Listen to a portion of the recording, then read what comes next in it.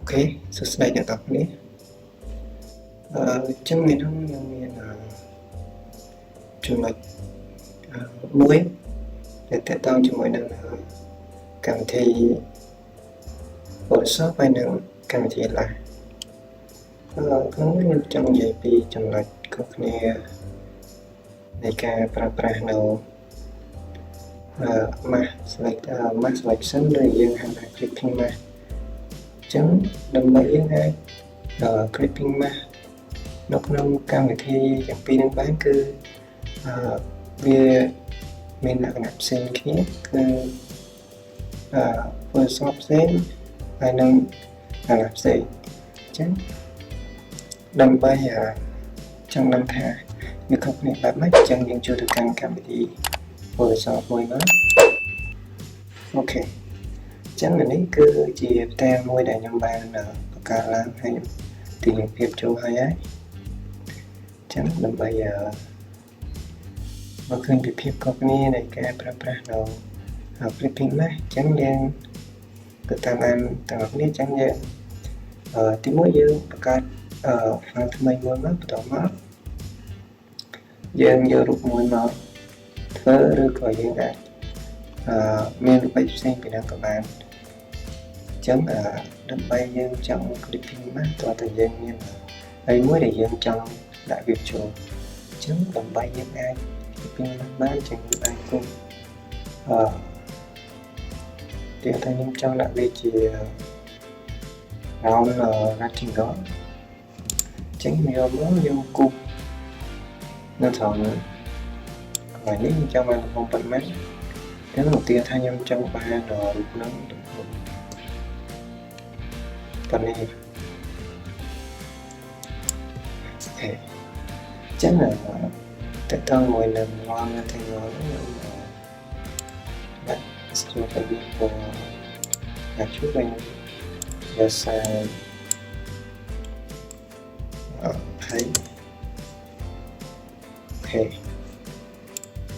ចឹងបើសិនបើយើង clipping mask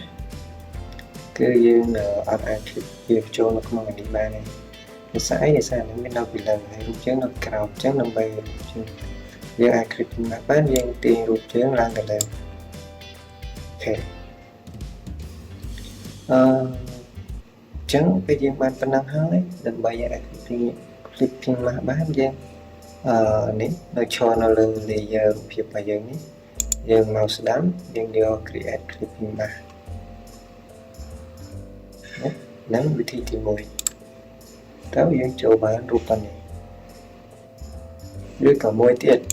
ហើយដើម្បីយើងអាចដោះ clipping mask ចេញវិញបានយើង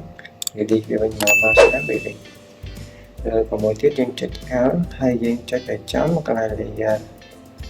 រូបភាពហ្នឹងមកអូខេចូលគ្នាអានេះគឺជាការ clipping mask នៅក្នុង Photoshop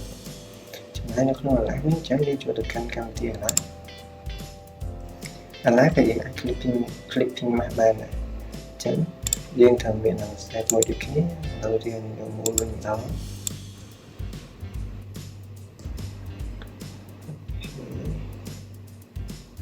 អូខេហើយចង់បានប៉ុណ្ណេះនៅក្នុង Photoshop យើងត្រូវការឲ្យរូបរបស់យើងមកនៅពីខាងលើនៃ set មួយនេះ